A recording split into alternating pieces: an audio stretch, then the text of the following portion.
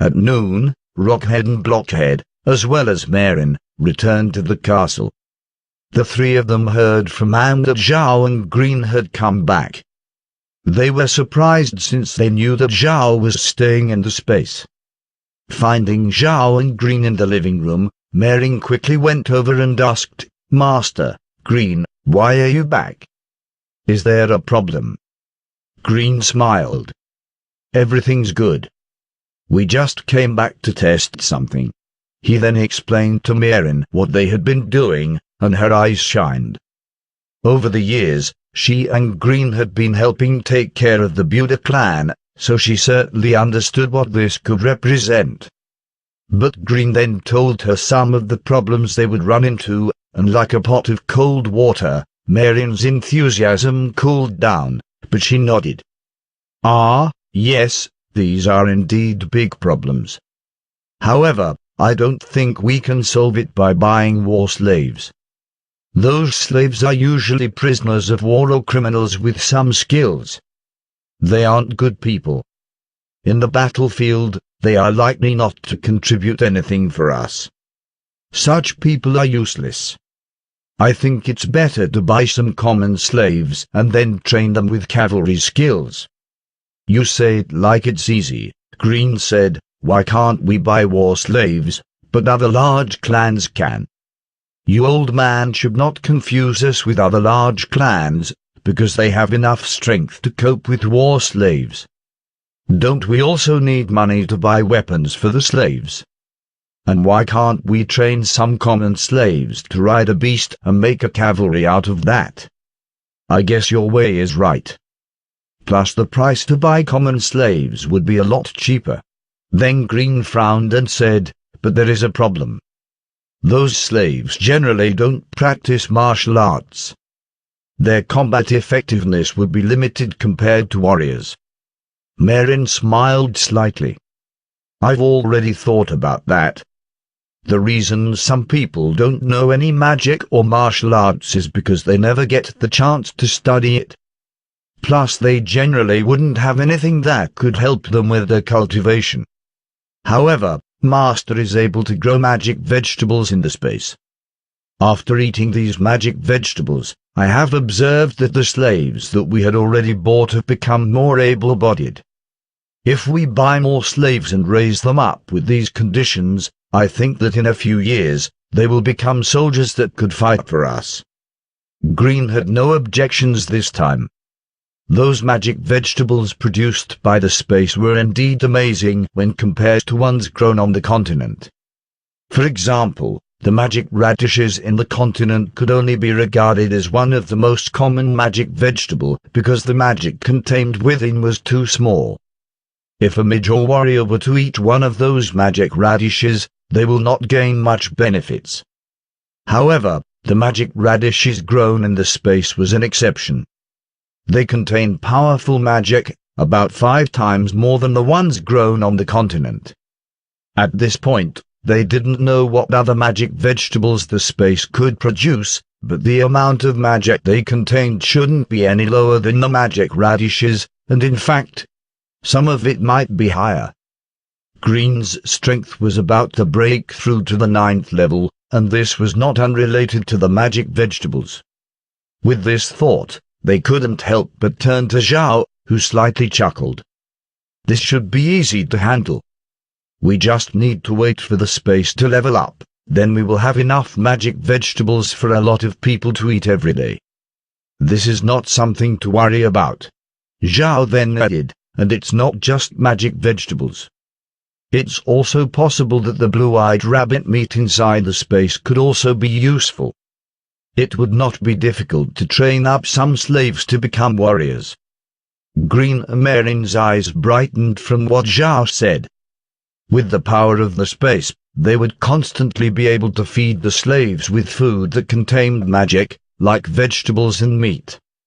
If they were to use those, then the progress of training soldiers would be very alarming. If those big clans would try such a thing, it would be impossible because even they would be unable to afford to feed their common soldiers so much magic vegetables. It seems that the most important thing to do right now is to level up the space, then we will be able to get more land, Green said. More land means more magic vegetables. And that will also help us gain more income for the Buda clan. But this will take time, so we can only develop slowly. We must not be impatient. Merin nodded. Yes, the foundation of the Buda clan is too thin. We are still too weak to expose our identity. Even now, we have a mysterious and powerful enemy fighting against us. In this case, we can't be too careful. Zhao agreed. Even if we have the ability to make a cavalry, we still have to take things step by step, otherwise we will be in danger. We can't do too much and must remain low-key, Merin said. I think what we should focus on is just working with Laura and making some money, so we can buy rare plants that will help Master level up the space. Once the space reaches a high enough level, it will be able to lift the water of nothingness from Master's body, then you could learn magic and martial arts.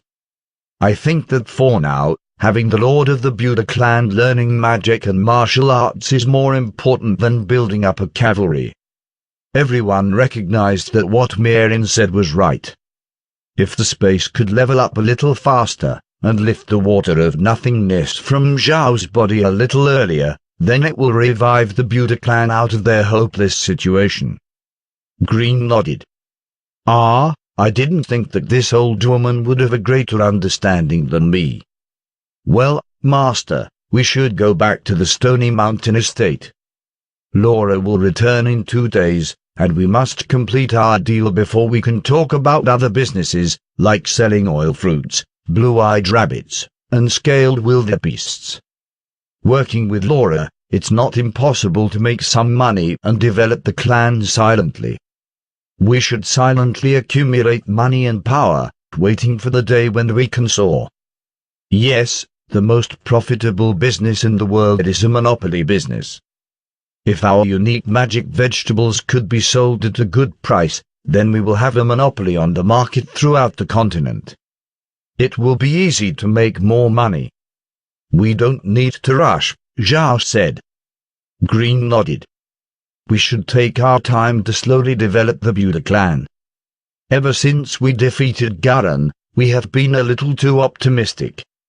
We shouldn't forget that right now we have been banished to the Black Waste with no ability to resist.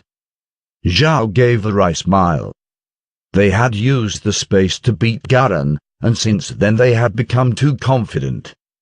It shouldn't be forgotten that the aristocracy weren't opponents that they could simply deal with. There were some noble clans that had 9th level experts. And for those that didn't, they would be willing to pay a certain price to ask for a 9th level expert's help. Before, when those nobles were dealing with the Buda clan, they didn't even need to ask a 9th level expert to help them. It wasn't worth it for such a high price. They might as well just banish the Buda clan to the Black Waste and let them fend for themselves. However, if those nobles found out that the Buda clan had made a turnaround, and even had some great benefits that they would want, then maybe this time they would pay the price to send out a 9th level expert. Zhao saw how strong Green and Merin, who were 8th level experts, were. Then how strong was an expert at the 9th level? Zhao didn't dare imagine it.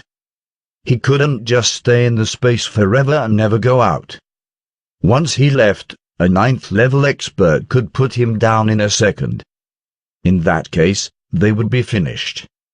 Thinking about this, Zhao let loose a breath. Yes, this time we have been too optimistic. It seems that staying low-key is good. Grandma Merin, at night you should rest in the space. Practicing there will be good for you. If the Buda clan had a 9th level expert, then no one would dare lay hands on us.